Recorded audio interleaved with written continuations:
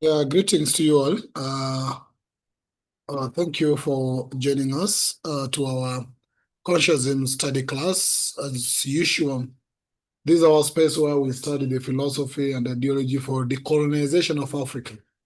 Actually, the philosophy and ideology for decolonization of Africa is what's called consciousism, and it's packaged in a book written by Kwame Nkrumah called Consciousism. That's the book we are reading. Some call it consensusism, the way you want to call it. But that's the book we have been studying. And we've been doing this for years. Sister Ida, I realized that Sister Amma actually was joining the physical meetings before we moved to Microsoft Teams. So Sister Amma was part of physical meetings, but not frequently Okay. before people moved to Microsoft. Okay. I was never part of the physical Yeah. group, so that's Yeah, interesting. so we've been having a physical group that has been meeting to discuss this book for, I'm told, for almost 10 years. They were meeting in London somewhere, and then we moved to virtual. We were meeting in Microsoft Teams. I think that's where I found some team that are there, including Sister Ida, in 2022. And we have been still reviewing this book because by that time it was ending. The reading was ending. So we decided to start again the reading once the reading was over. We started from chapter 1. And since we started chapter 1, that was around 2023. So we've been in now we're in chapter 3. And we've been doing the reading and discussion every Thursday for the last those almost 3 years without a fail. And we're making progress. So currently we are in this chapter 3 under society and ideology. That's around 62 pages in 3 years or 2 years. So it can tell you how we spend sometimes much time on this. It's either you cannot imagine it's been 3 years doing doing a review to this page 62. But we only spend a paragraph and we read a paragraph, maximum 2 paragraphs.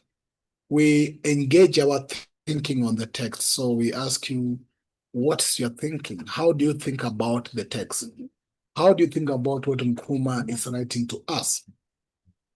So we started with the introduction, we went to philosophy in retrospect, we went to society and philosophy, and now we are in philosophy, society, and ideology.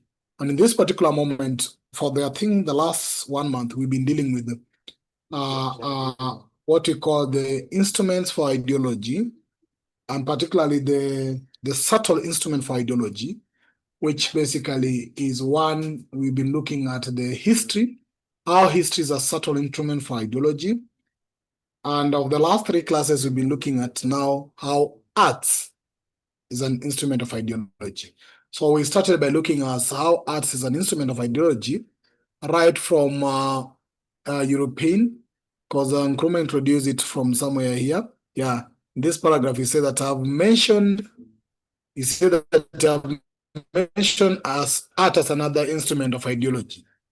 So it takes us to the medieval Europe. It takes us to how religion has been using art as well. The biblical illustration. We've done that. We've gone to Europe in extensive, looking at some of the European thinking and how art was used in socialist principle in Europe. We've come to African art and how the society also often use art in African setup. And we looked at the teddy boys of British, how they were being used in the church. And now today we are looking at the Soviet Union. And probably that will mark the end a bit of this ideological element as we'll be getting now to philosophy. So we are marking these 3. We've studied the history, we've gone to art, which we are winding today, and then we'll be looking at now how philosophy is also an instrument of ideology. So today we want to look at the Soviet Union. And as usual, once again, feel most welcome. We will be doing the reading. And once you are done with the reading, we ask you to share your thoughts. You can decide to share what you think in regards to each sentence, or you can just do a general paragraph. But now, remember this now arts in Soviet Union as well. So feel most welcome. Once you are done with our reading, welcome Elder Sam. I've seen you join us. Nunaki, I see you are with us. Also, Brother Howard Gale, it's a pleasure to see you. It's been some times before we meet. Elder Sawindok, Sister Ida, we have Brother Osus, and then Sister Kanita, who's joining us for the second time, of course. So feel most welcome to you all. And as usual, let me know who is willing to read for us the paragraphs highlighted. We are only going to engage in this paragraph highlighted, and we'll call it a day for today. So our program will be running until in the next, probably in the next 80 minutes. So yes, who is willing to read for us the paragraph? Oh, Sister Ida, it's a pleasure. Yeah, please go ahead, Sister Ida. It looks a small paragraph, so I'll try. Thank you. In the Soviet Union, too, open and systemic ridicule was resorted to. And when this did not work well enough, teddy boys were moved from one area of the country to another through inconveniencing them.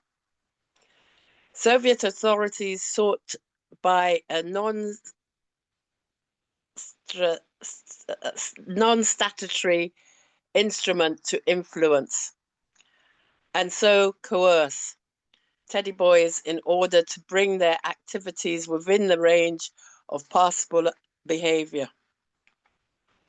These instruments too related to some concept of the desirable society. This is a conception which is nurtured by ideology, as the conception of the desirable society changes some of its instruments to change. The suitable ones changing in a quiet and discreet way. When this happens, it is said that new ground is broken. That's our reading for today. Yeah, thank you, Sister Ida. And maybe for the benefit of those who join us, let me attach the previous reading as well to this reading. Then I'll read it again slowly. Okay, Brother Olson, we note that if you wish to go first, we'll give you a chance. So let me just attach the previous reading to this reading as well. So in the previous reading, we were saying that after looking at the context, in fact, let me just read all of it very fast, but start forming your thoughts in regards to what Sister Ida has been reading. Say that in African art too, society was often portrayed. It is the moral, philosophical preoccupation in terms of which this portrayed was done, which explain its typical power. It is this also which explain the characteristic distortion of form in African art.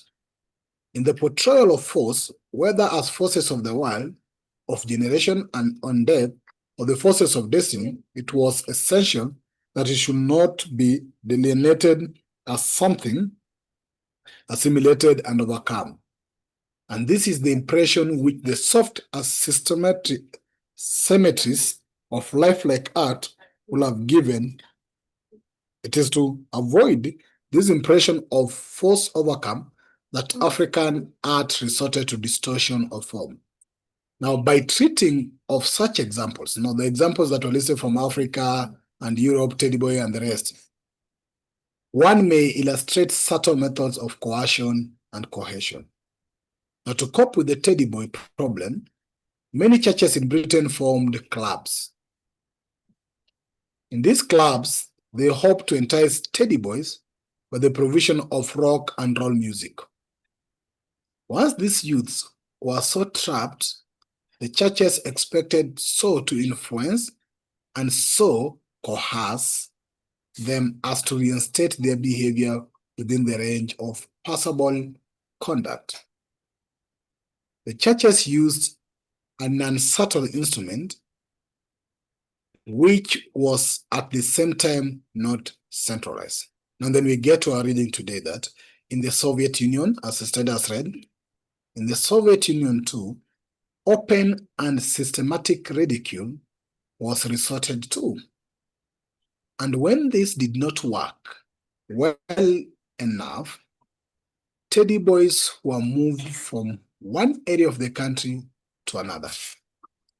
Though inconveniencing them, Soviet authorities sought by a non-statutory instrument to influence and so coerce teddy boys in order to bring their activities within the range of passable behavior. Now, these instruments all relate to some conception of the desirable society. This is a conception which is nurtured by ideology, as the conception of the desirable society changes some of its instruments to change. The subtle ones changing in a quiet and discreet way. And when this happens, it is said that new ground is broken. That's our reading. And I'll allow Brother Osu to please share his thoughts before you leave. I know he'll be leaving shortly. And you can also come back and join us, as you've said, after your engagement. Okay. Brother Osu? Yeah. Fascinating. I've been going through some of Nkrumah's work this week, and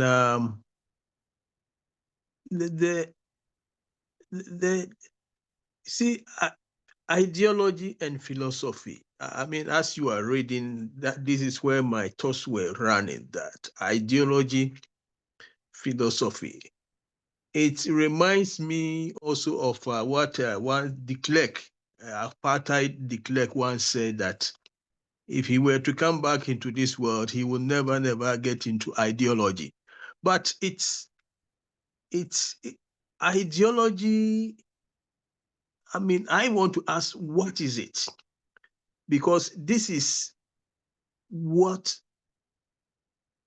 actually uses certain things that surround it. I mean, I'm trying to cast a picture. We have history, philosophy, we have the arts, we have religion, and a lot. Even science can be ideologized, and the end justifies the means. So for me, the way I look at Nkrumah and his students, something of empowering us to understand the circumstance we find ourselves and living, and we have to work with it. But then we become aware, in a sense, that how do we play the game? As some people will say that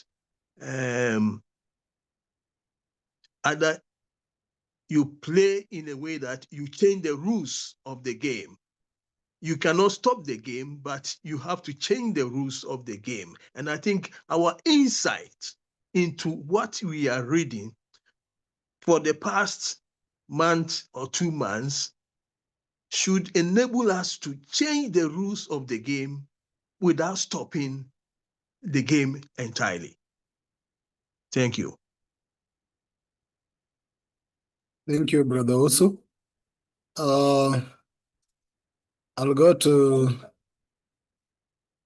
Oh, Brother Kwame is here. Brother Kwame, greetings. We've missed you, Brother Kwame. Brother Kwame? Yes, Brother Pigeon. Yes, Brother Pigeon.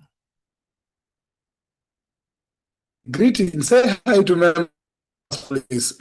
Brother Kwame. Yeah, give me a moment. I've just arrived. I'm sorting myself out. Okay. I will join you Okay. fully in a moment. Thank you. Okay, thank you. It's so happy to see you. Sister Ida, do you have something to say? Not as such yet, but I think that I'm stunned to hear that there were teddy boys in the Soviet Union. Sorry, there's a lot of noise going to be on around here. There are people practicing drums, so I hope you can still hear me. But I was really stunned to hear that they had teddy boys there. So I think I'll leave it to that for a few minutes. Thank you. Oh, thank you, Sister. I didn't know about Teddy Boys. So until the first time we were last meeting when I came across Teddy Boys. And now that they were in Europe as well, I basically, but it seems religion was all over in Soviet Union as well. Okay, let's get to Elder Sam. Elder Sam?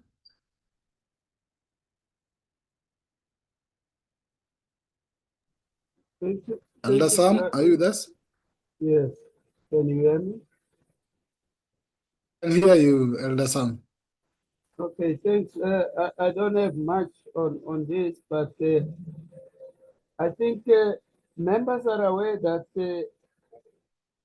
from the past readings, every ideology for it to survive, it tends to suppress any other minor factor of that society. In this case, in the paragraph that we are reading, the Soviet Union, following Marxism and Leninism, and trying to ensure that they reach, remember there was the issue that they want to go to communism, and for that to happen, everybody in society must be under that doctrine, under that ideology. But unfortunately, at that time, the Western influence was also not dead. In other, that thing that we cannot have a complete communist state in isolation. As long as there's still imperialism and capitalism, those influences and tendencies will still threaten the ideology. And that's why in this setup, they tell us that the 30 boys, which was something in the Western countries and capitalist states, was also creeping in. Remember, even internally in the Soviet Union, not everybody was a communist. So even in the church direction, even in social society, there were still remnants of people who were resisting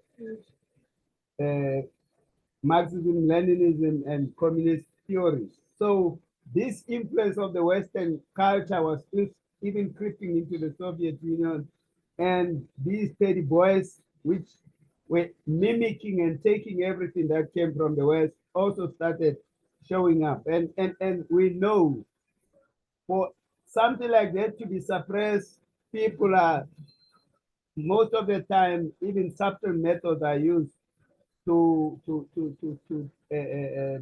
suppress those things. And mostly in communist states, there will be anti-Western imperialism propaganda. And in that propaganda, they will always tell, you guys are coming with foreign cultures. This is anti-Soviet. We in the Soviet Union, this is how we go. This is how we dress. This is how we drink. This is how we eat. And what you're coming in, you want to influence negatively things from the Western culture that we are trying to do away with. And this is the case. If you take it, even here in Africa, we experience the same thing. The Western culture, which has been influencing us most of the time, was working against the revolution that we all wanted to embark on. And for us to start to do away with that and propagate revolution, we had to start with what our leaders called mental liberation. And you will see, whether you go back to the 60s, you will see the starting of the revolution here in Africa was saying people must be remobilized, people must be reorientated, and Western tendencies must leave. If I have to stop here, I would just want to mention to the members on the platform. We had a group during our struggle in South Africa our brothers who were trained in the then Cambodia, which was called Cambodia. You know, you even changed the name of the country from what was seen to be Western Cambodia. When they took over the communists in Cambodia, they changed the Khmer, they called it Cambodia. And our comrades were trained there. When they came back to rejoin us, they were completely strangers to us. They were changed. You wouldn't play the songs that were on the go that time.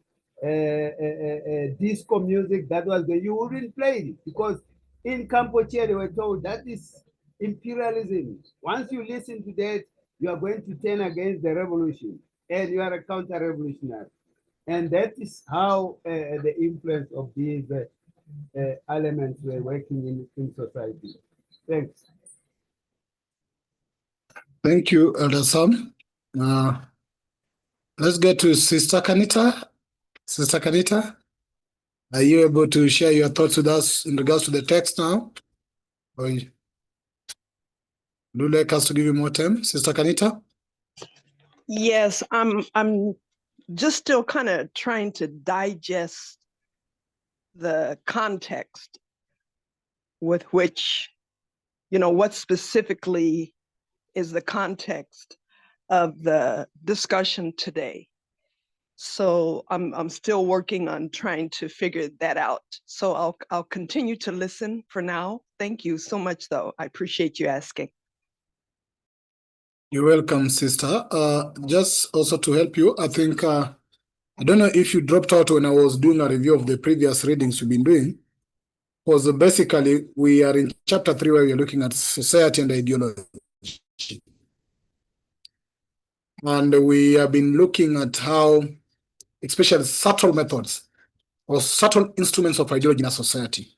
So we started the history and how history is a subtle instrument of ideology, and we've gone to now art.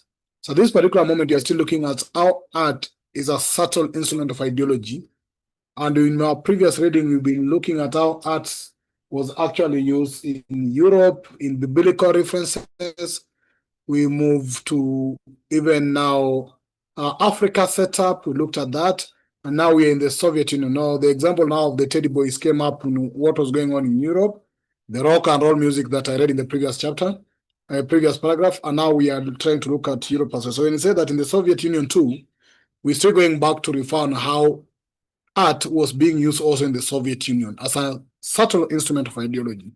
Hope that would help you now to connect the reading as you listen to more of us sharing our thoughts. Okay, that's very helpful. Thank you so much. You're welcome, sister.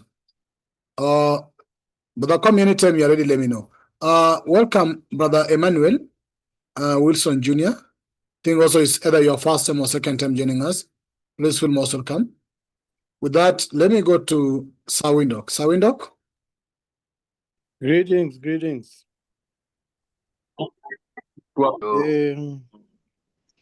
For my benefit and Sister Kanita, 30 boys again, please. And as in the subtitle of this chapter, art as a mirror and molder of ideology. Molder there, please. Somebody can help me, plus passable behavior. Oh, sorry, Sawindok, that I didn't. And just complete, just finish. Almost finished. No, sorry, Sawindok. Did you finish? Yes, for now, if I can just Okay. get those explanations, I think I'll be able to make another input. Okay, sorry that I didn't take the comments that needed definitions, because I thought some of them we had come through, but of course you've raised also passable behavior, which we also tackled last time. and you also raise a concern on teddy boys that you need an explanation on that. The subtopic, whether art as a mirror of society or something like that, of ideology, that's my subtopic generated for your invite. So it's not purely a subtopic for you, because when you look at this, we always just discuss paragraph without intentionally coming up with a key subtopic for it. So that's just my generated subtopic on how actually art is also a mirror of ideology in a society, which is not far away from this, because here we are trying to learn how art is a silent instrument of ideology. So how is art also being used to portray ideology of a society? Basically, that's it. How does it mirror ideology of a society? And that's basically what you've been trying to look. But remember, it's a subtle instrument. It means it's not something that you can easily tell. Like the same way we could not easily tell that some history that is written sometimes is having a connection between ideological standpoint and history. So that whoever was writing history had their ideological standpoint on their writing. So here, that's why Nkrumah is also reminding us to the art. We see art a lot, but do we really know that it portrays something in a society, especially an ideology for society? How many of us go to extra to know that? And that's why now we are trying to look at the Soviet Union at this particular moment. But passable behavior could actually say probably is that somebody will come in to help is acceptable behaviors within a society, or the conformed behaviors of a society. What is thing is to be, what people think is a good behavior or a right behavior for society. That's what I'm thinking. But Sister Ida, you are the people who know more of teddy boys out there. Can you remind Brother Windhoek, if you are able, or again on who are these teddy boys? Okay, I'm sorry. I hope you can all hear me because there's a lot of noise in the background. But what I remember of the Teddy Boys, not that it was sort of on the borders of me knowing about them, but it reoccurred in the early 80s, I think, when the Teddy Boys were sort of a very young group of people, especially the men, who, I mean, the women weren't so much in society. They were about, but they were on the fringes. But the men were the ones who particularly stood out because they suddenly started wearing all these sharp suits, not the old-fashioned suits that made up male society, but there were these sort of figure-hugging sharp suits, sharp shoes, I think pointed shoes, I'm not sure. And then they had these, what do they call it? Scooters, which they would then ride from London to Brighton and do the walk or wherever, London to some beach area. And then eventually there were mods and rockers who were also young. So they used to meet on these beaches all over the East Coast, I think. And there would be these fights. So we heard about the Teddy Boys and the mods and rockers. I don't know that I can tell you a lot more about them, apart from they were the young Gen Zs of their society without the actual placards fighting for things to do with society. It was just them being very modern and sharp suited. Yes. So that's the best I can tell you about Teddy Boys. But yeah. Brother Kwame probably knows. Let me add to Let me add yes, to what thank you. what Stada said is correct. Working Stada has moved 30 years ahead of the Teddy Boys. The ones you were referring to in the 80s, I'm trying to remember their name. They emerged during Margaret Thatcher's era, and they had a lot of money and they work in the city. That's the ones you have referred to. The precursor to that are the Teddy Boys. No, so let's get a class analysis of what that is. So basically, they were called boys, which is itself is disrespectful, but you can imagine that there'll be a reason for calling them boys. Those of you remember in America, grown-up black men were called boys, and that was to humiliate them, to disarm them, and so on and so forth. Brother Pigeon, is that your page, your photos I'm seeing? Yeah. I'm trying to share the teddy boy thing. Yeah, if you just leave it there for now. Yeah, so that's what you are seeing. Those are the pictures. Sister Ida has correctly said they were mostly. Oh no, keep the picture up. I want to explain. It's fine. And as Sister Ida has explained, most of it was boy. Now, what was the class origin of these boys or young men? Their class origin was working class, and so basically what it is that working class people in England did not have a lot of money. They didn't. I don't know if you know, but if you are poor in England, you are really, really poor. Like, if you are poor in England, the difference between your poverty and someone in Ghana or Kenya or Uganda, there's no really much difference. Poverty was poverty, and if you add to the fact that this country can be very cold, and you can really suffer in the winter. If you are poor in, say, Uganda, the weather is not such that you suffer during some seasons. So these working class boys were so the working class basically didn't have a lot of money. So after the Second World War, I hope you all remember what happened after the Second World War. You all remember what happened? The U.S. The capitalist system in Europe crashed as a result of the war. And the war, as you remember, was caused by infighting between the capitalists, the national capitalists. That infighting is what broke the system. And you'll recall that infighting was caused by the struggle over Africa's resources. So that is why they were fighting. And at the end of the day, the European economy basically broke, and it was, if you like, almost destroyed. So American capital had to step in, and they provided capital to rebuild Europe with our resources. So they stole the resources from us, and America gave the money, and they rebuilt Europe.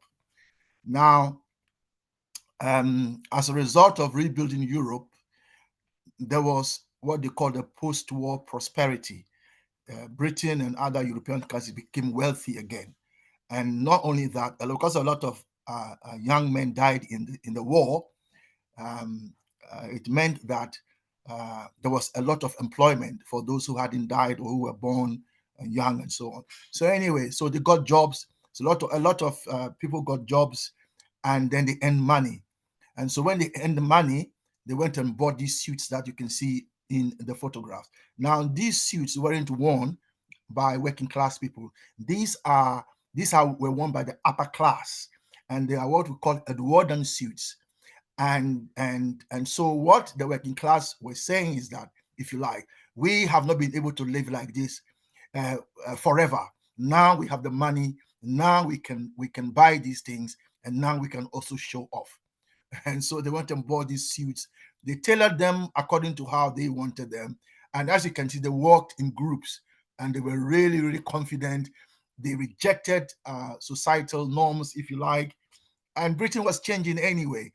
And not only that, they worked a certain way with the swagger. Rock and roll music was coming. So when America brought capital, it didn't just bring money, it also brought cultural capital, by which I mean rock and roll and American music. So and if you recall, a lot of black soldiers, also American black soldiers, were also in Britain, and they also brought this culture here. It was interesting times, a lot of confidence, swagger, and so on. Anyway, so basically the youth were seen as rebelling against the, if you like, the previous social norms in Britain. And so the ruling class or the elites weren't very happy. So they found ways to deal with it. And in Britain, what they did was they set up clubs in churches, and these clubs were attended by some of these boys. And so once they got in there, they were hooked, and so they turned them around. In other words, what Nkrumah is saying is that the church, remember in England, the Church of England is part of the state. The head of the church is also the monarch. So if you like, the church is a coercive instrument of the state. So in fact, what they were doing, what was happening was that the ruling class were not happy with how the youth were behaving. So they got one of the coercive instruments, which is a church, to set up clubs, which then enticed them. And then through that, they changed them. Now, notice the difference.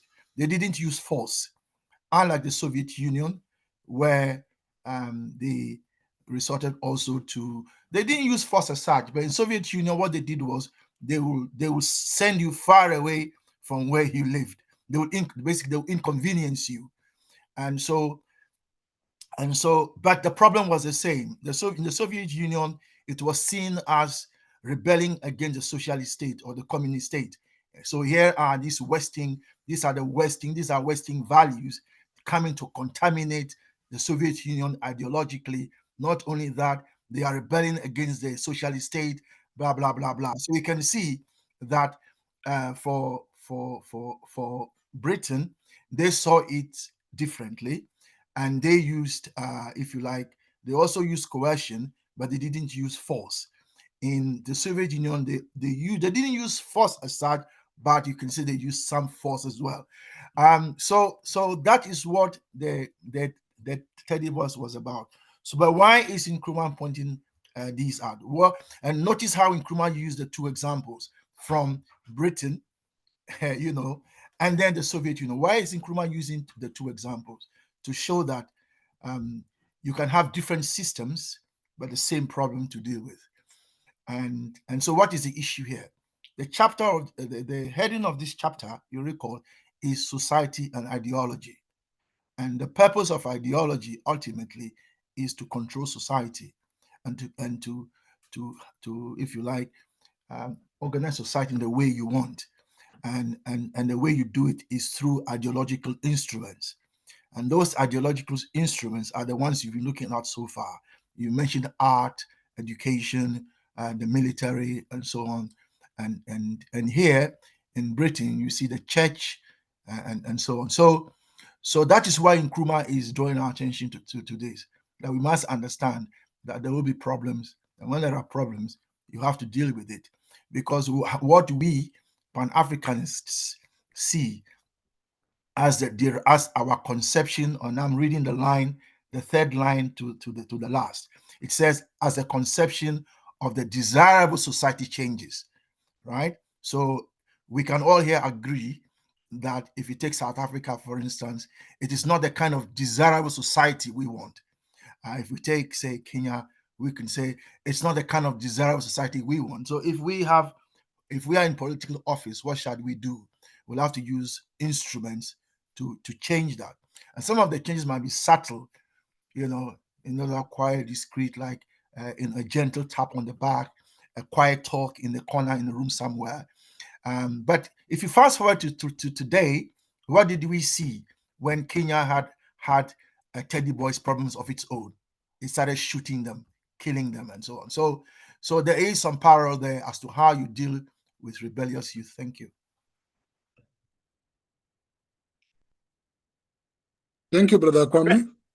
Thank you very much. I think Brother Picking, can I say very quickly about your pictures? I think the Teddy Boys were the ones in the sharp suits. The mods and rockers were the ones that had the velvet, longer coats, that the velvet round their necks. And I was just told by somebody that the Teddy Boys used to try and fight black people, but the mods and rockers didn't, at least in his estimation, because that's what happened to him. So I just wanted to, quickly comment about your pictures.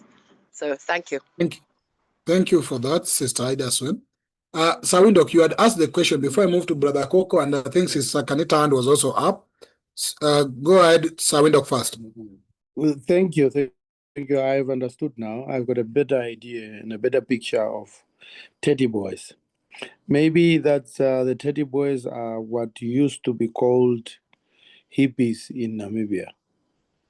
The description there by Brother Kwame is the same that I can put on the Namibian hippies.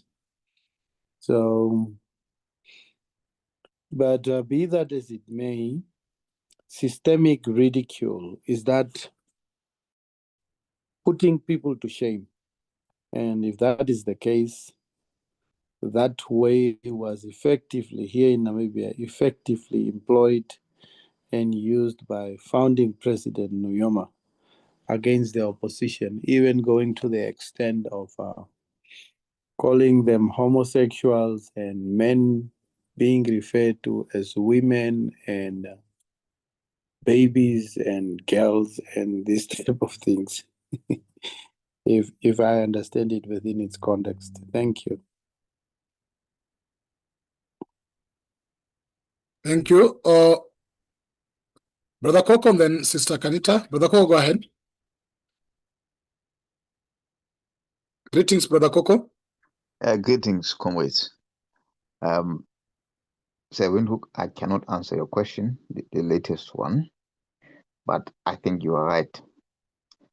I was going to add just what... You answered already, Brother Coco. Okay. I was going to add to the contribution made by our brother Kwame, as well as Sister Ida, on the teddy boys, to say Ted is a short form for the name Edward.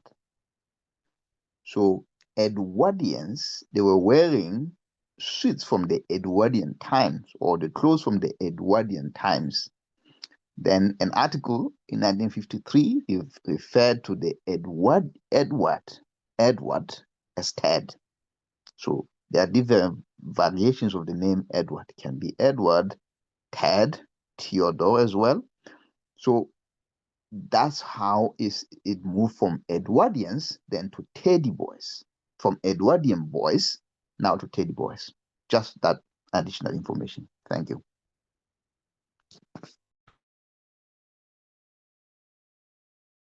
Thank you. Sister Kanita, please come in.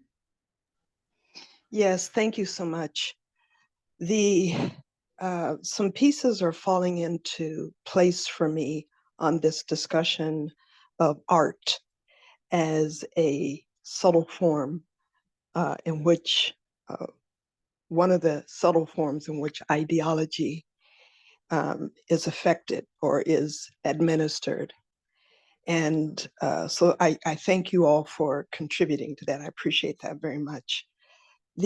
What comes to my mind is a study that was done in the 1960s by husband and wife psychologists Kenneth and Mamie Clark.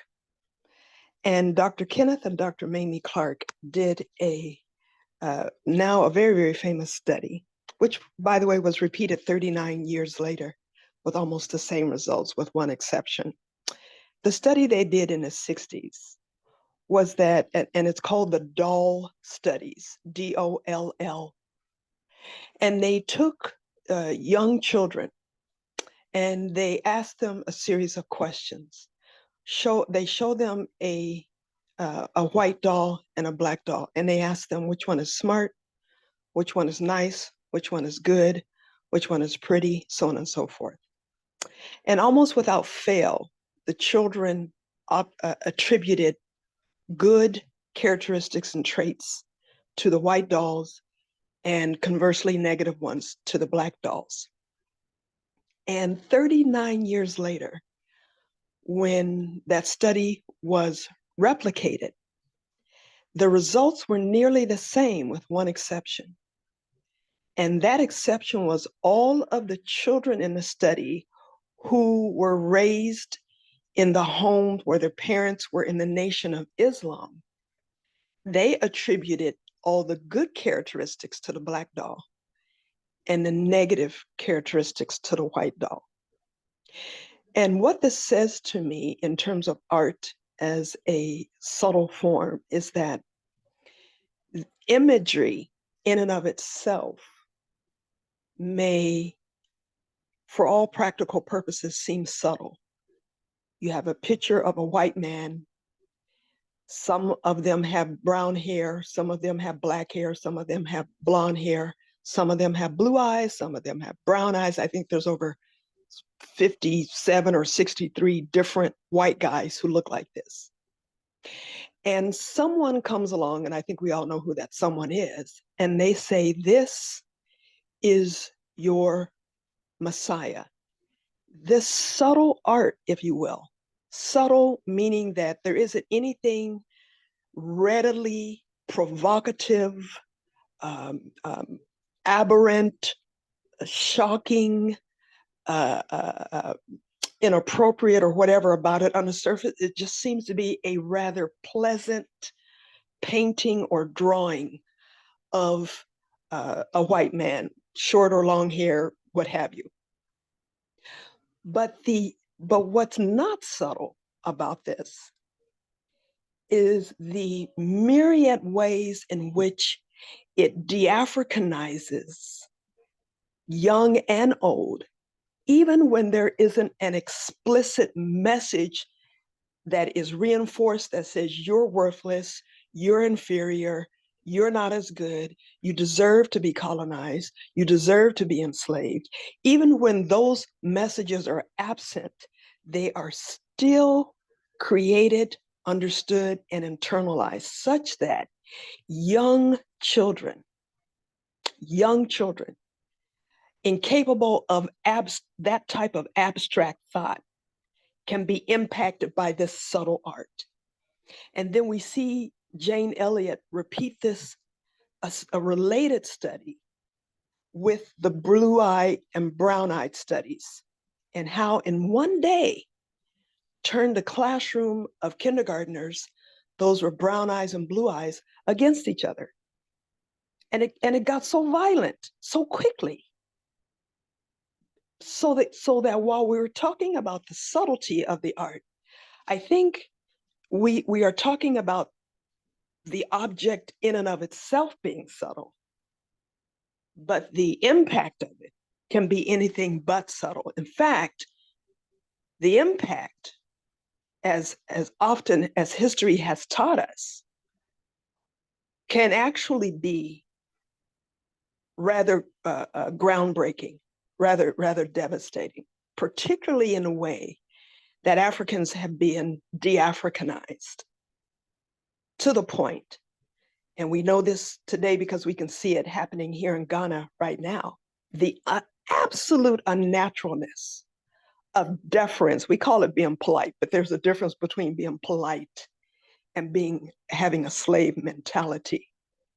The absolute and horrifying degree of deference that we will rush to bestow upon who we sometimes refer to as Obruni or Ayevu, and yet to our own Kenyans or Haitians or what have you, we're much, much, much, much more reserved. And again, when we pinpoint, when we trace the source, again, it's another example of how something on the surface can be subtle, but the impact can be quite dramatic. And so this is one of my takeaways from the discussion so far, is that while the object itself may, for all practical purposes, be subtle, the impact may be anything but. So with that, I'll mute my mic and continue to listen and learn. Thank you. Thank you so much, Sister. Brother Kwame, do you like to come in? Yeah, just to thank the sister for drawing our attention to that study by Kenneth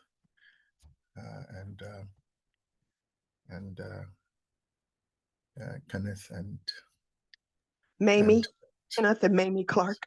And Mamie Clark's those study of the 1940s. But as the sister said, that was repeated. So we thank her for drawing our attention to that, because it has, if you like, contributed and buttressed the point that the chapter is making, which is that art is an instrument of ideology, and and art, including physical objects like dolls and made in a setting, also are instruments of ideology. Um, there's another example, not a study, but just an example. You go to a shop and you buy a bus, a model bus for children, and in the bus are different people. But when you look very closely, the driver of the bus is a white cat, but it's very subtle. If you don't look clearly, you won't see. And all the riders in the bus is made from hard plastic. And when you look at the passengers in the bus, they are all they are all different colors. Some are black, some are brown, some are blue. But for some reason, the cat that is driving the bus is a white cat. Now, I interpreted that to be a subtle, the use of art, if you like, to subtly tell children that they belong to the back of the bus and that the driver of the bus must be a white person. And so they haven't said anything, but here is a toy the children are playing with, and it's very heavy. It's loaded with ideological information. So I think that's what the studies that Sister referred to, have been appointed to. So what is the issue here for us? Again, Nkrumah is drawing our attention to the use of instruments, either by ourselves in office or by our enemies, the new colonialists. And let me stop there, because you can just go on and on and on. There's too much to say. Let me stop there. Thank you. Yeah, thank you, Brother Kwame. Thank you. I'll come back to you later. I just wanted to get your other reaction to what Sister said, but yes, I'll get to you, Brother Kwame. Thank you very much for that interjection as well. Sister Ida, I see your hand is up, and then I'll move to Mr. D. Black. Sister Ida?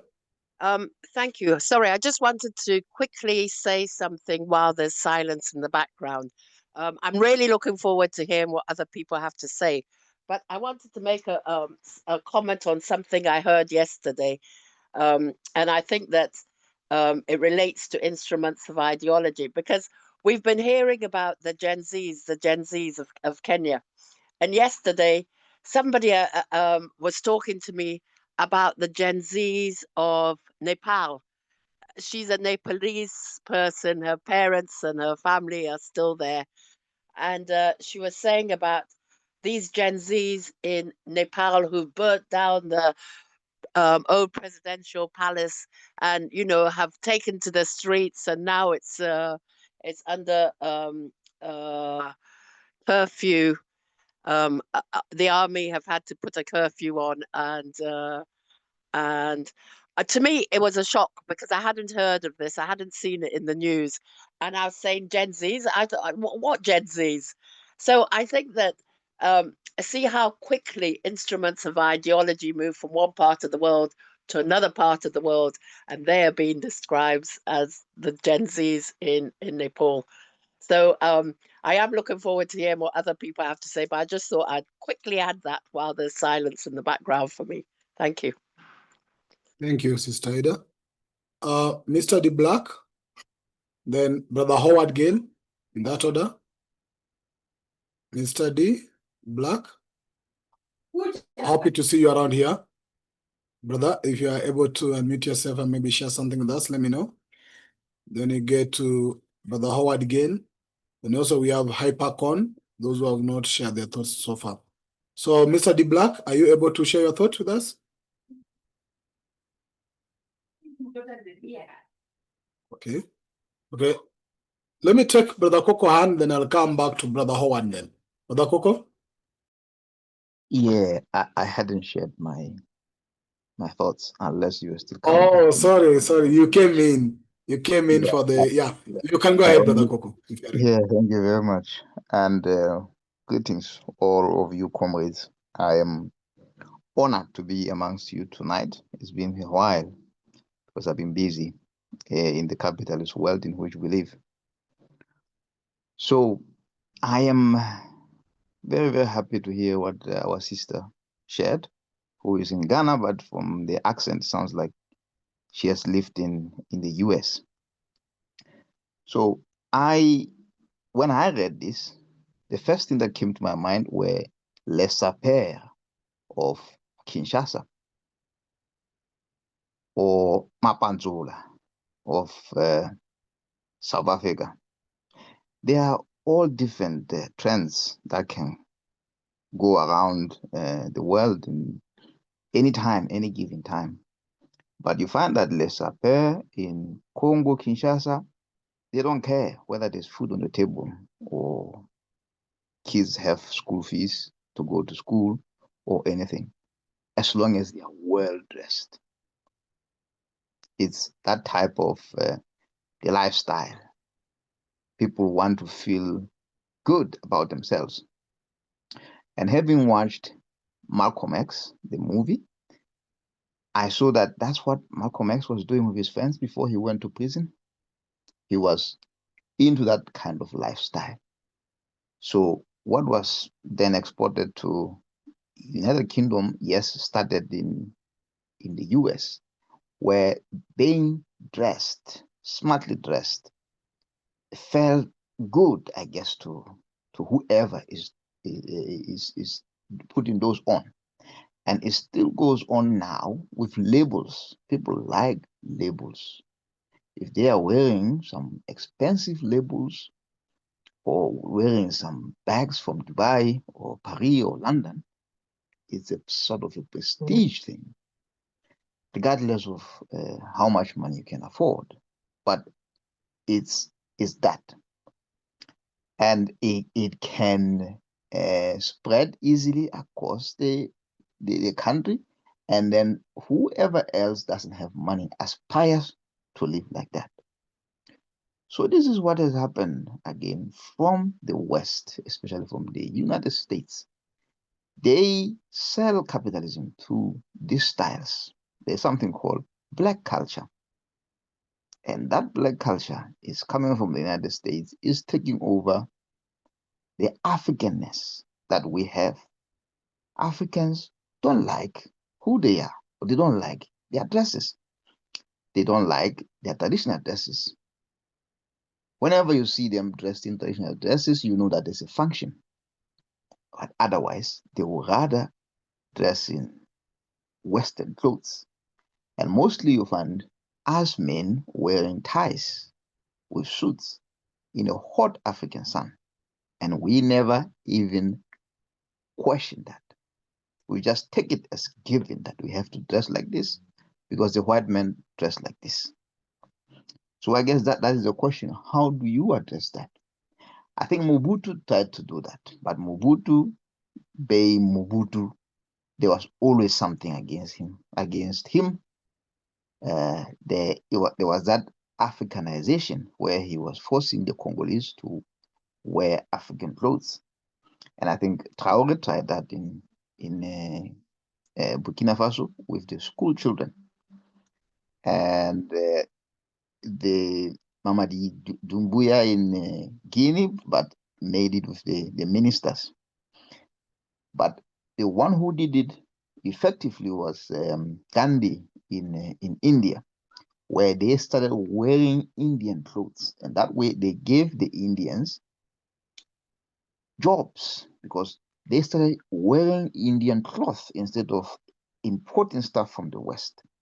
But we continue to import stuff from the West. We don't care where it's coming from. In fact, no, we care where it's coming from, especially if it comes from London, Madrid, Paris, New York, wherever. We would rather have those ahead of what we have as our own. And it erodes whatever values we have as Africans. So if you have clubs like that, then that's the fastest way that the country can descend into ruin. Then before I step off, let me just recall what we saw in White Malice.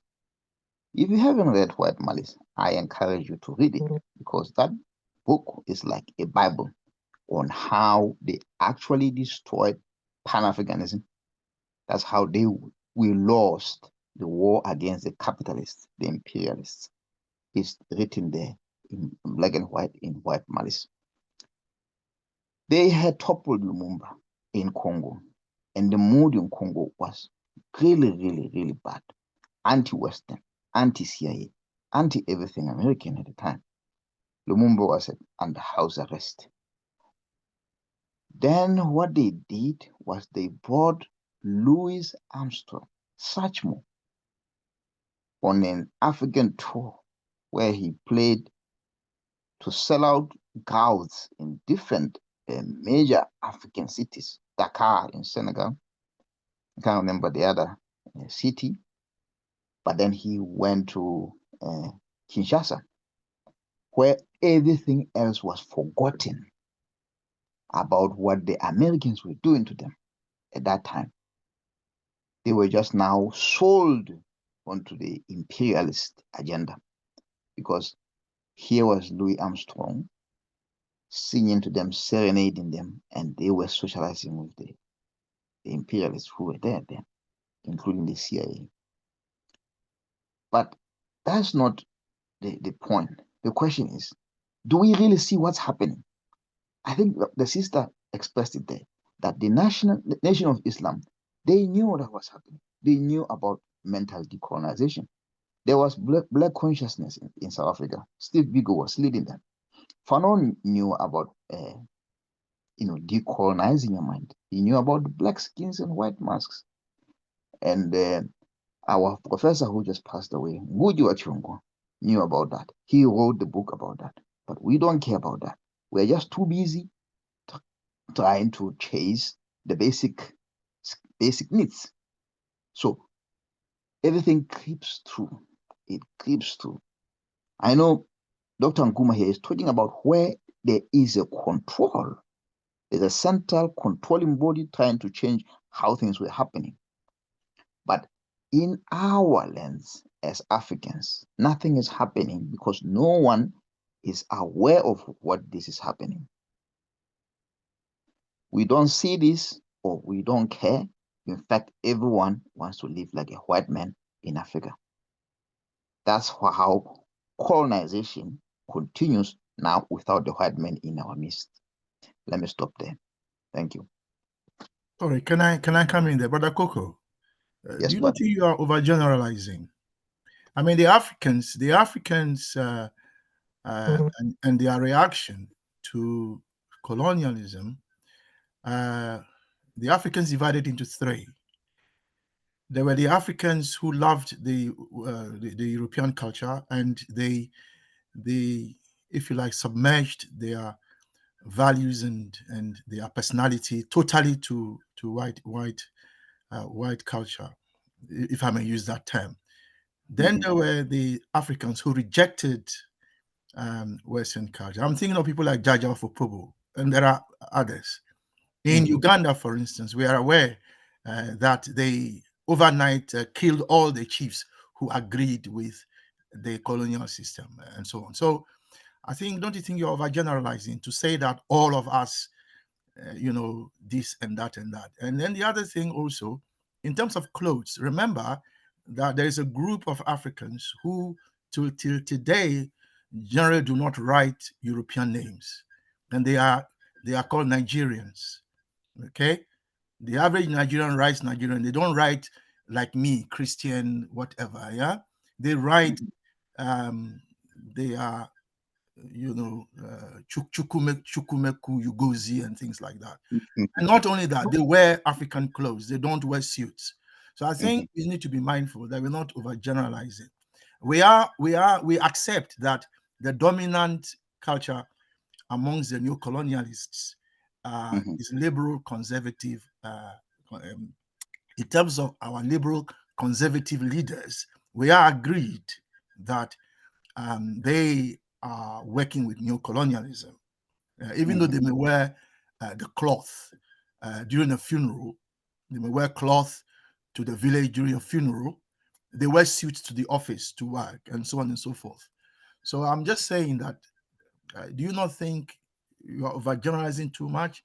And if fish in a fish tank have been poisoned and are dying, do you blame the fish for being poisoned, or do you blame the one who is poisoning the tank? So I just thought I'll balance what you said and ask you this question. Thank you. No, thank you for your question, brother. In response to your question, maybe I'm generalizing, maybe not. But the point I'm trying to make here is that if you see the laissez-faire in Congo, you find that they're a small class, okay? But that small class will have a much bigger, amplified impact across the whole country, because lots and lots of kids, they grow up wanting to be like them. So that is not generalizing, it's a risk that is happening. I looked at the maps of Africa in the early 1900s and then the 1960s or 70s with regards to beliefs. In the beginning, the Africans held on to their beliefs, okay? But those beliefs have been now replaced by either Islam into the north and west of Africa, and Christianity to the south and mostly south of Africa. And you know what Christianity comes with, right? It comes with Western values, and it takes away anything, any semblance of Africanness that you want to hold on to generally. So I think I'm entitled to generalize in that case because they went to our continent not just to take land.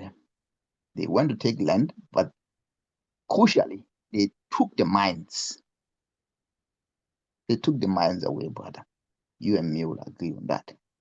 Yeah, but brother Koko, I hear you. I don't think you're entitled to generalize. Generalization is a statistical thing.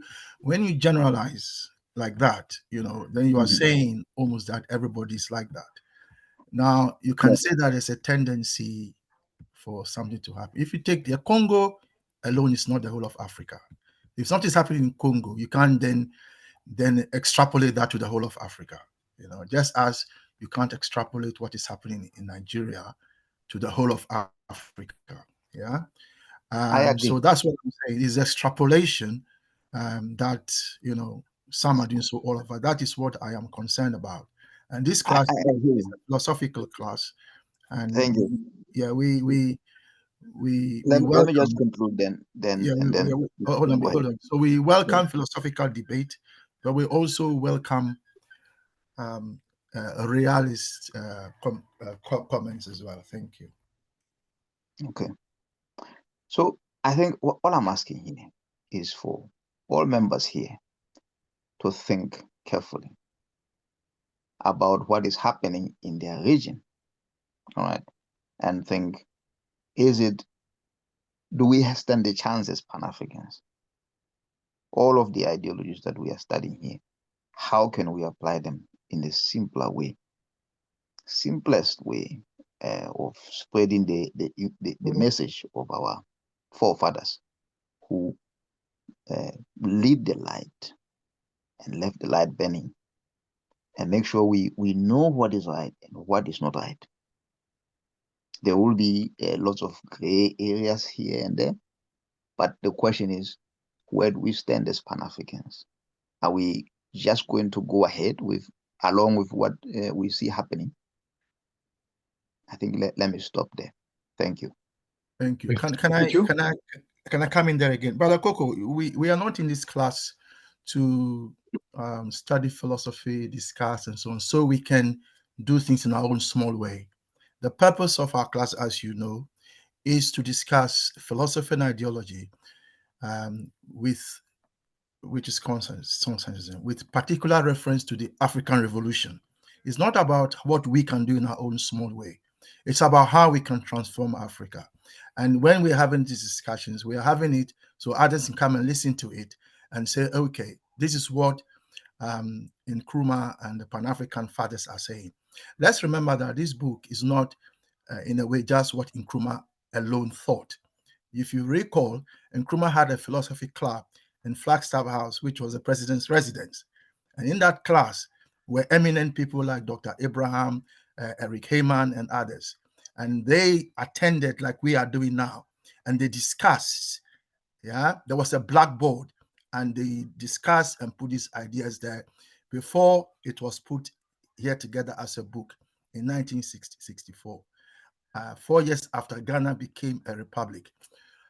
So what I'm saying is that what we are discussing is not about individuals and what they can do. What we are discussing here is about how we can transform society, how we can transform a nation, how we can transform a continent. So that is what we are discussing.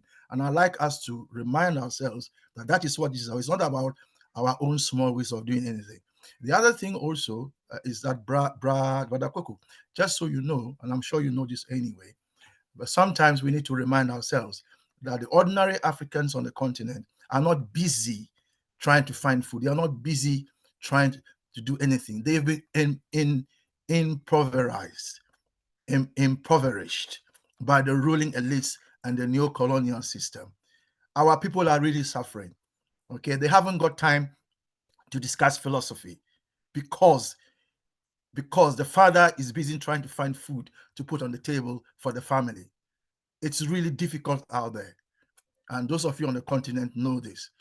You know, those of us who have some semblance of a decent quality of life, will know that not everyone even enjoys that. Brother Glenroy is in Zanzibar. Brother Glenroy, I believe, when he speaks, will tell us what it is like on the ground in Zanzibar. It's not easy for everyone. So it's not that people are busy ignoring what needs to be done. But if you have to choose between food on your family's table and going to sit in a philosophy class, which one would you honestly do? That is the reality we are faced with. So I think when we are also having a discussion, let's be more sympathetic to the plight of our other brothers and sisters and what they are going through.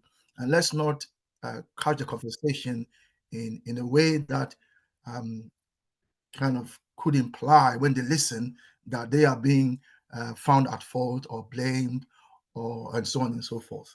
So I'm not saying that, Brother Koko, I'm not saying that you don't have a right to say what you are saying. I'm just saying that I have a right to respond, and I have responded. Thank you. Let me take this discussion further a bit to hear what Sister Kanita, and your hand is up. Yes, I'll come to you. But I also want to notify that I'd call Mr. D. Black and also Brother Howard and Hypercon, whom I will actually request to, you can put your proper name or even put your camera on, Hypercon. But yes, Sister Kanita, come in, then I'll go to Brother D. Black. Dekil, Brother Dekil. No, who is that? Brother De King. Okay. Okay, thank you, Brother De King. Sister Kanita? Thank you so much. So as I continue to listen, what I'm beginning to learn and understand from the discussion that I'm hearing and some of the things that it's bringing to my mind is what we have that is competing in the phenomena that we're discussing, art as a instrument versus art as something that is transformative. So on the one hand, I think I saw the word coercive, art as a subtle form of coercion versus art as a powerful form of transformation and liberation. So when I think about this in the natural African context, whether we're talking about the architecture of ancient Kemet and ancient Nubia and Timbuktu, or whether we're talking about the African fractals that is in bead patterns or the patterns of the carnation flower or the nautilus shell, or the hairstyles, the natural hairstyles that we unfortunately have by and large abandoned. These subtle forms of art were not coercive as much as they were transformative.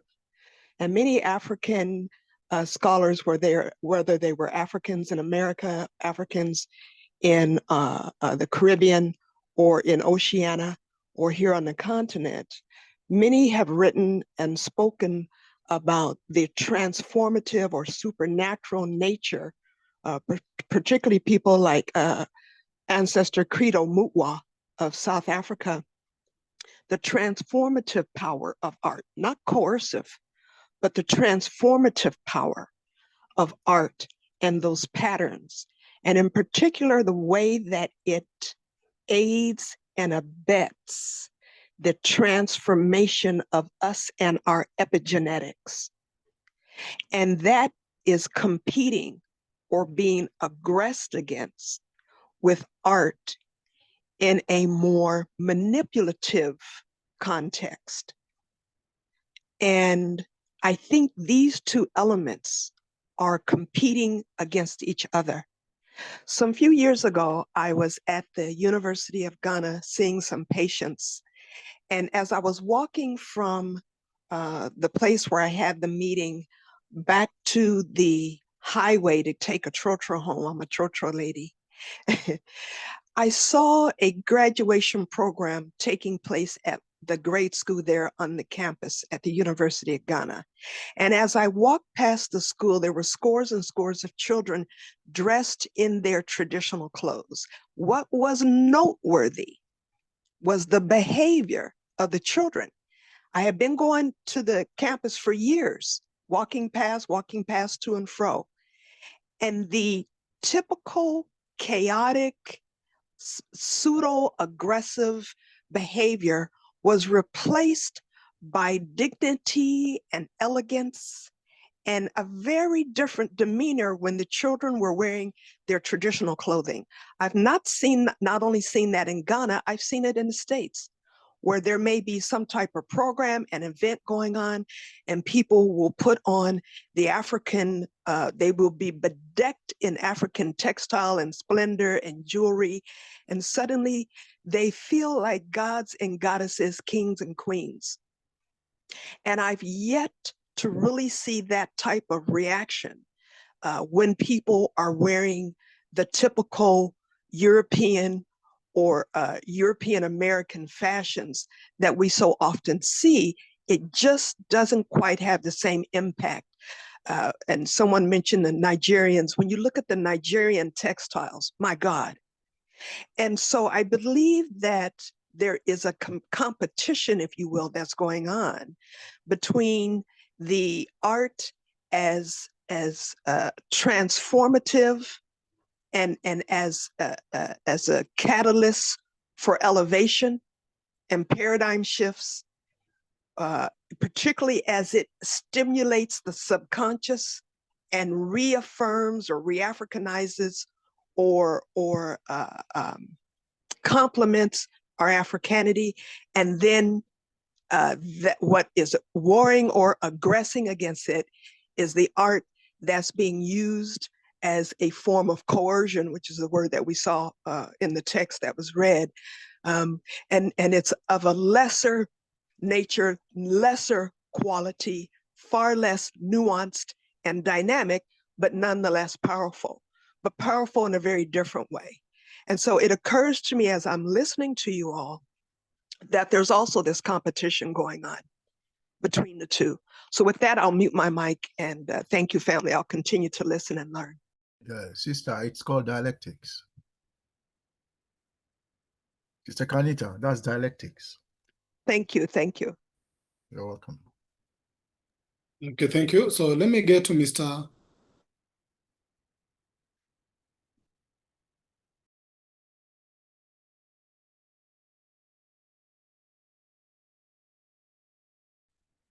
Kwame. So we have, oh, Michael is also joining us. Okay, let's start with D Black. Mr. D Black, are you around? Are you able to share your thoughts? Brother D Black, let me know. If you're not ready, just tell me pass. I'll always pass. Okay. Brother Howard, you are here from the beginning. Are you able to share your thoughts? I think you have said Mr. you Howard. can't get your mic. But Howard says he can't access his mic, so. Okay, let's get then to Brother the King Mauli.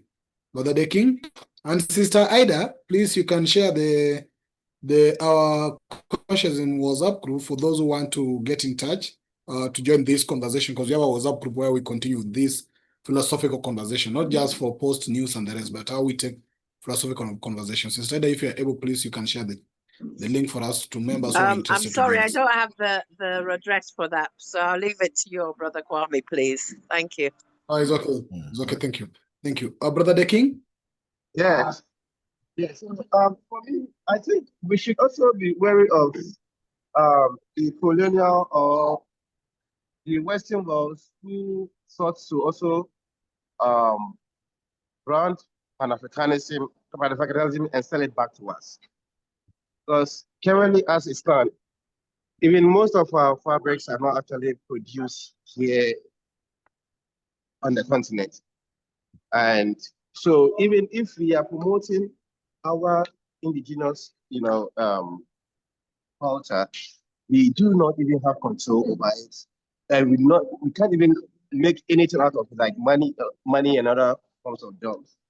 Because these things are not even produced here in Africa. The Chinese market, for instance, is really producing large quantity of African fabrics. They just come here, take the design, take it out there, and then produce it in large quantity, bring it here to compete with our local market.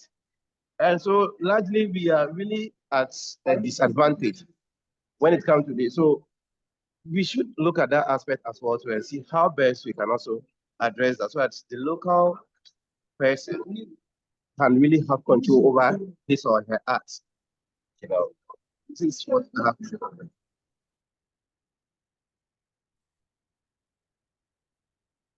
Okay. Let's get to Brother Howard. Are you able to share your thought with us? Brother Howard? Oh, sorry.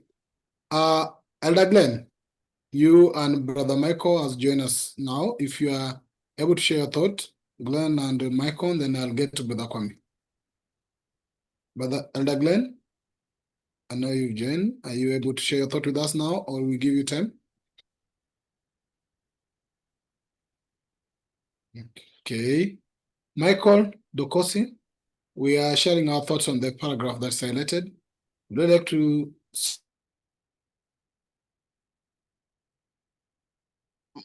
I would love to soak it in the meantime. Just join, so soak it all in for now. Okay, thank you. Now, Elder Glenn, can you confirm if you're also able to share? Okay. Brother Kwame, please come in. Yeah, so, well, I should have earlier apologized for my almost month absence for a whole month. I was away doing some research. So yes, I think I have contributed earlier to what others have said, and I have expanded on the whole question of the teddy boys and the different instruments, the different ideological instruments that were used first by Britain and secondly by Britain, Soviet Union, in order to coerce them to be compliant with the social structure. So basically, it's about, this is how we want you to behave. We want you to accept the structure of authority. You must know your place in that society and don't complain. Accept your place and get on with your life. So if you are a worker, and you belong to the working class, and that's exactly what you do. You don't move out of your lane. You stay in your lane. And a lot of the horror that was expressed in Britain was coming from the middle classes. So the middle classes are the group that sit between the workers, the working class, and the aristocracy. And the aristocracy depend on the middle classes to discipline and keep the working classes in order. So a lot of the horror that was expressed by those in the middle. And this notion of class and class interest is something we are very, very, very interested in. So let me take you back to the title of the book, the title of this chapter. So the title of this chapter is Society and Ideology. So I've said this earlier and let me repeat it again. So society, what kind of society do you want? What kind of society do Africans want? Well, whatever society it will be called the desirable society. In other words, the kind of society that we desire to have, the kind of society that we want or like as Africans. So that is a desirable society. And if that is the case, then how do we achieve that desirable society? And if it is not the society that we have now, that means we have to overthrow the current one, like Traore did. It doesn't have to be through the gun or through the military. It can be through civil revolt or the ballot, depending on the system in place. And so then you change, you overthrow the current system, and then you replace it with the system that you like. And then once you replace it with the system you like, as sister let me just check her name again, Sister Kanita mentioned, there is competition going on, what we call the dialectical struggle going on. So in as much as you want to see your desirable society, your conception of what you see as desirable society is not the same as that of the other group. And so then there is competition, there's struggle, and so on. And even sometimes there can be even war as to whose society should subsist. Then once you implement your society, you have to then maintain it and defend it. And the maintenance and defense of what you see as your desirable society is no mean task. For those of you who know the history of Ghana, you know how the imperialists weren't happy with the desirable society that the CPP government of Kwame Nkrumah was setting up. And so they intervened and destroyed it. Again, those of you who are conversant with contemporary affairs are also aware of the desirable society that the French set up in French Africa, in West Africa. And again, a member of the military kind of got up and is seeking to destroy that. Those of you also aware that in Rwanda, there was a genocide in around 1992, and that was because there was, again, a group who weren't happy with the kind of society that was there. And so they rose to overthrow that society and set up an alternative. And I'm referring to the president who was shot, and the general who took over and is now the president. So sometimes trying to achieve the desirable society can entail war, and as we saw in Rwanda, sometimes it can be peaceful. It depends on the situation. So Nkrumah is reminding us that now and again you have to take action and deal with the actions of the other side against you. So if you look at it as a desirable society today in Africa, there are three competing, if you like, models. There is a model that is where one person is president for 45 years, and only him and his family, his immediate, sometimes ethnic group or nationality are benefiting from society's resources. But essentially, it's about one person, and society must revolve around that one person, sometimes called the president. And that is a conservative model. It's similar to a monarchy where there's one monarch, like in England, the United Kingdom, there's only one monarch, and everything revolves around the monarch. The courts belong to the monarch, the parliament belongs to the monarch, the legislature belongs to the monarch, the judiciary belongs to the monarch, the church belongs to the monarch, and so on. All the key institutions of state belong to the monarch. Similarly, in societies where you have one man or one woman, whether it's a woman president or a man president, the system is the same in Africa.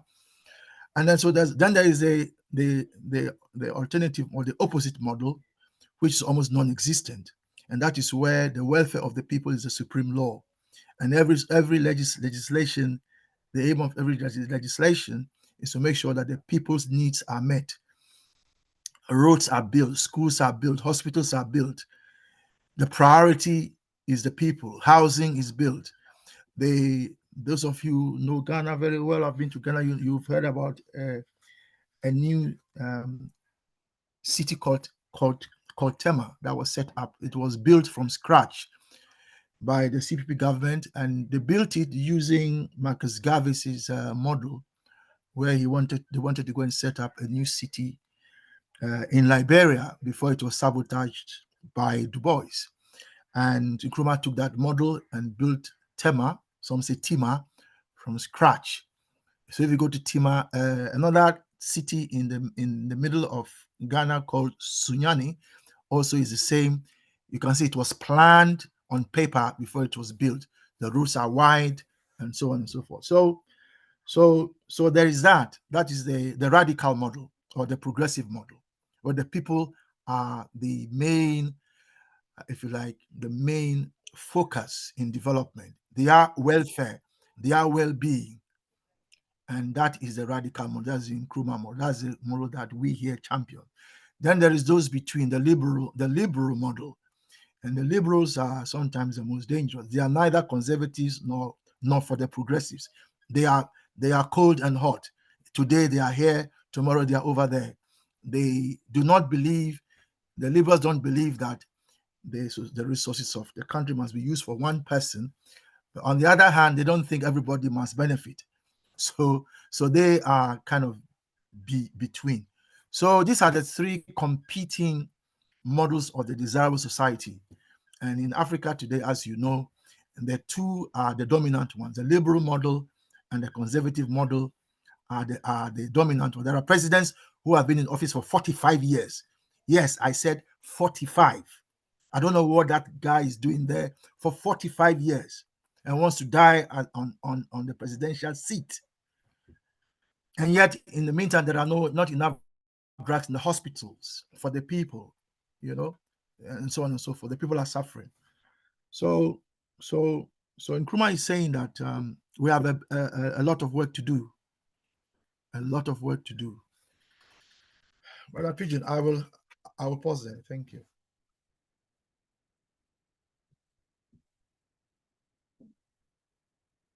Pigeon, you are muted. You are muted. You'll have to unmute yourself, I'm afraid.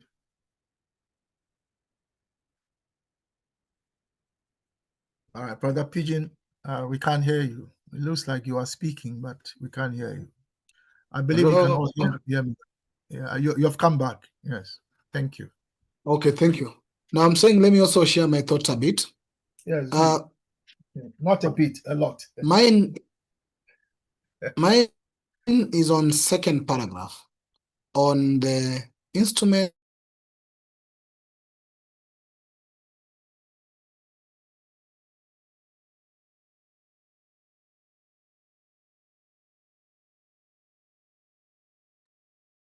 Brother Pigeon, you need to scroll down so we can see the rest of the paragraph. And also, we still can't hear you. See the paragraph? Yeah, we can see it now. Also, yes, fine. Also, we were not hearing what you were saying. Thank you. No, I'm saying, if you can hear me, We I'm can hear saying you. that, yeah, my concern will be on this second paragraph. And I'll start by the word, the desirable society. So desirable by who? Because in a society, we've learned before that there's what you call a dominant segment of a society. And then there's a majority of a society. The dominant segment of a society sometimes is not the majority. But sometimes, sometimes they're the people with resources and everything else to control the society. Now, here there are two people, and what you call sometimes dialectics is that the society is competing to get what is desirable. If you talk, for example, in a class structure, for example, capitalist society might be majority poor people in a society. And the type of a society they might need is not the same with the type of the society those rich want in a society, in a country, for example. So there's a conception, as they say, this instrument all relate to the conception of a desirable society. Now, we've learned also previously that there's no perfect society, and that it's something on motion. So yes, when you go to art, as it has been said, and when we're using the example of the teddy boys, how they are being coerced so that they can actually have behaviors which is called passable, whether it's called agreeable behavior or a good behavior. It's also depend on whose. Is it a good behavior as per the society norms, rules, or a good behavior as per some segment of, for example, the church in the society, and what they wanted the teddy boys to be like. So those are the key areas I'm trying, first of all, to draw my attention. And my attention will be, then what is the desirable society of in African context today? What is the desirable Africa we need today? Even if you take now Africa as a whole to be the society we want, then what will be that desirable society we want today? And how do we use these instruments for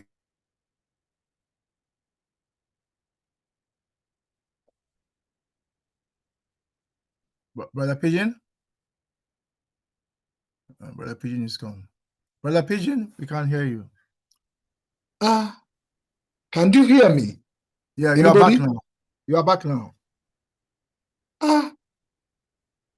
What's the problem? And I could think that you can hear me. Okay, we can hear you now. Continue.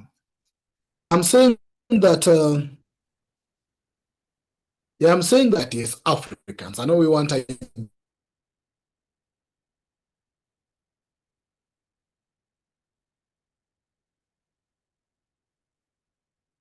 So is it just me Before.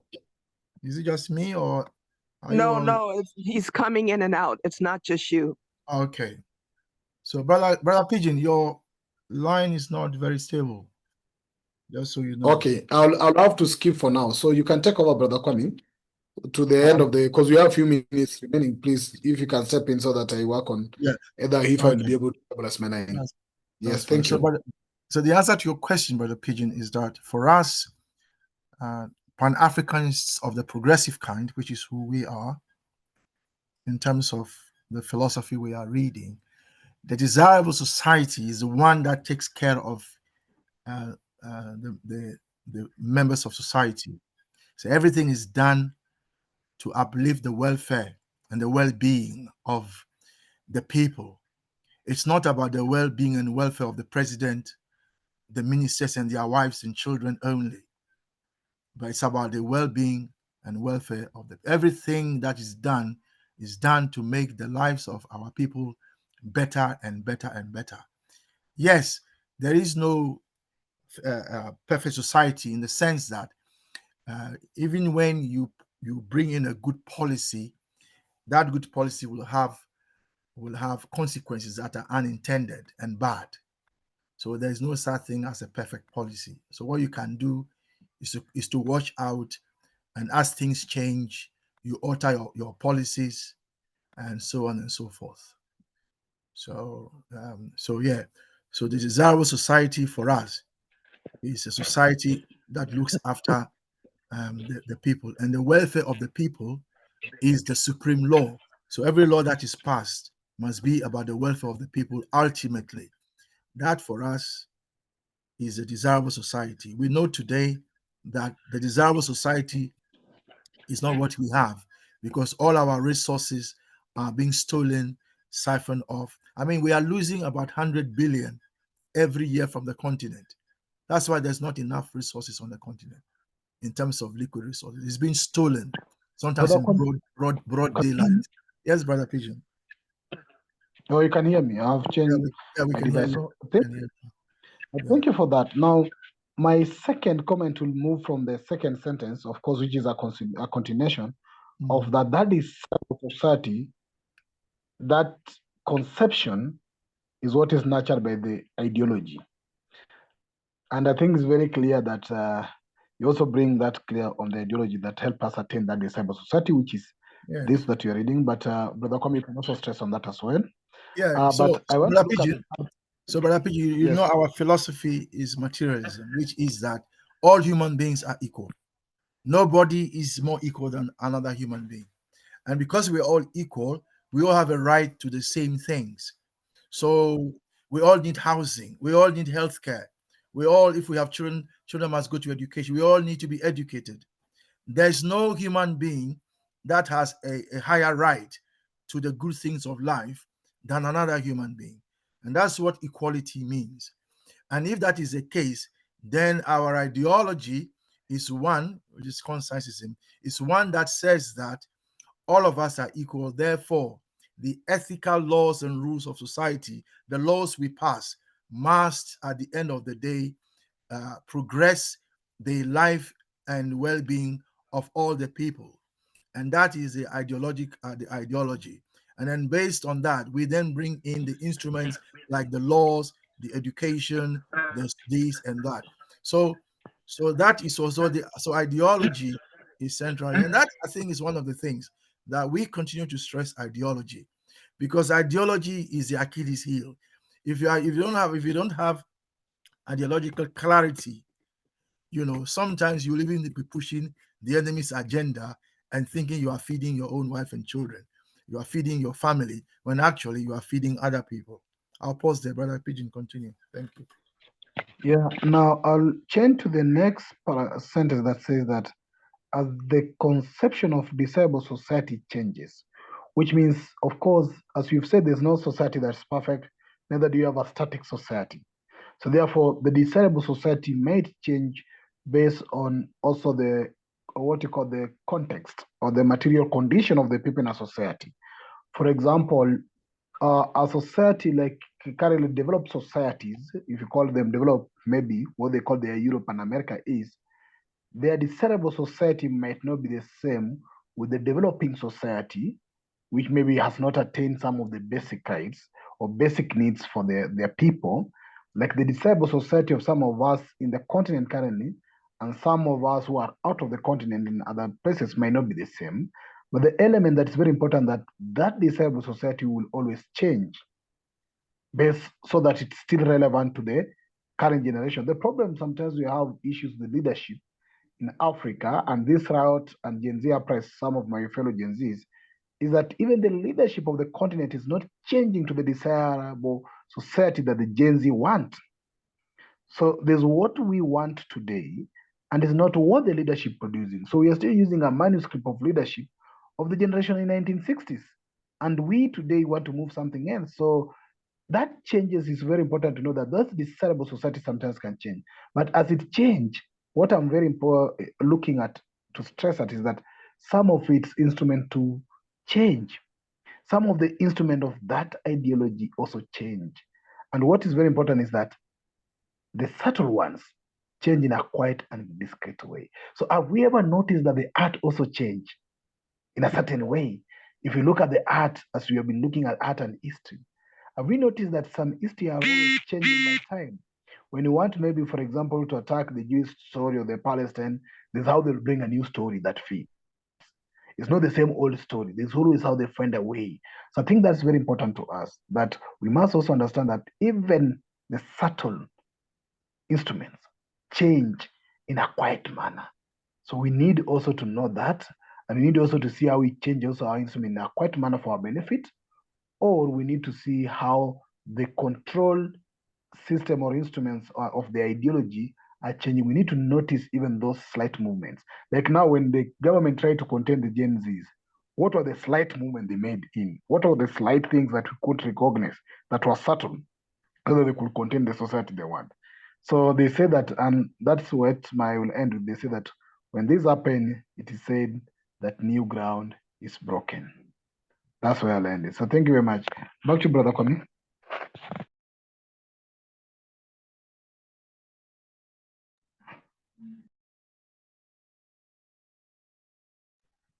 Brother Kwame?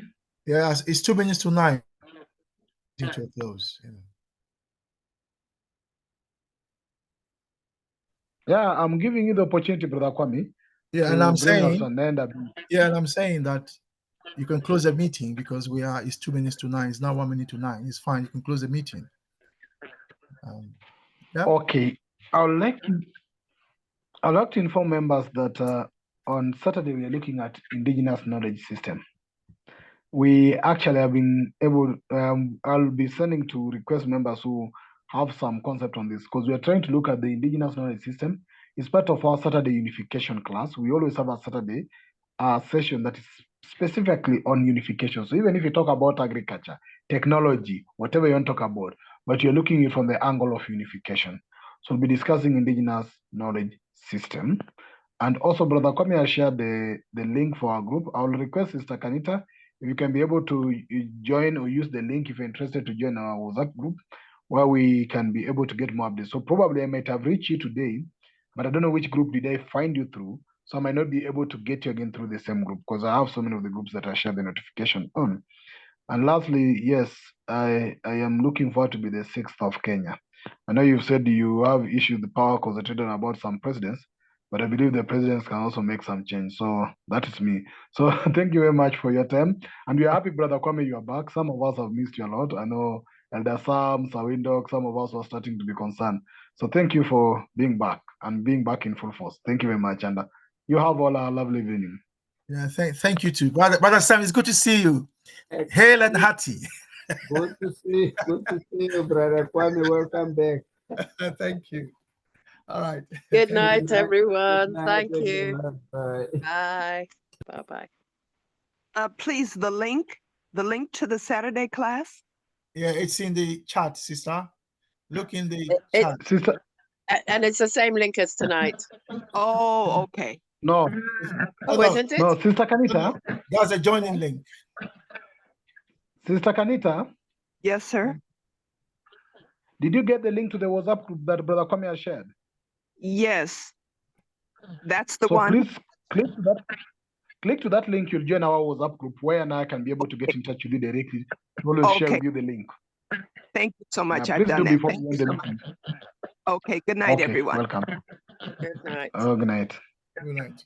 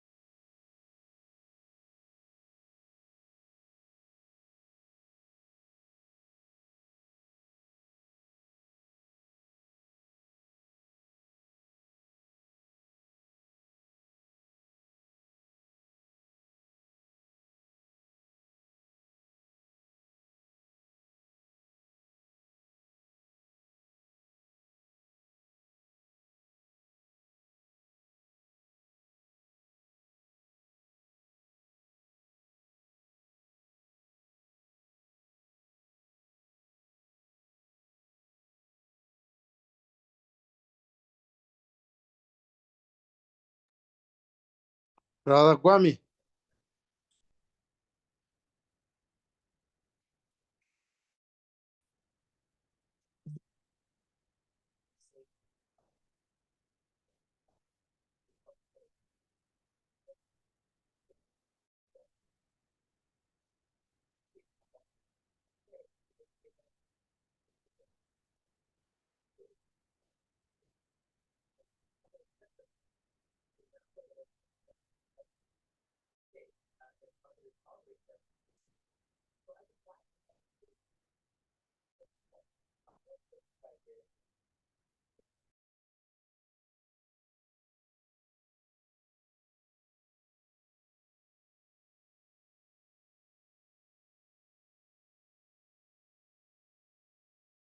Yeah, Sewinok.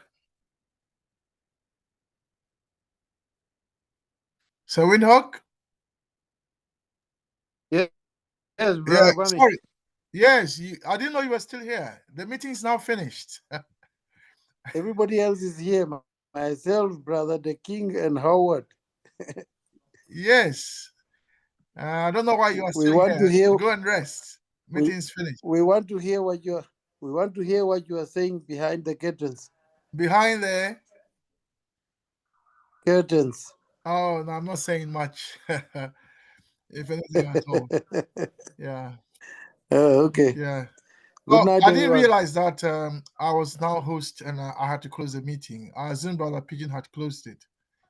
Well, yeah, I'm going to close it now. And good night. Good night. to hear your voice, brother. Thank you. Good night, everyone.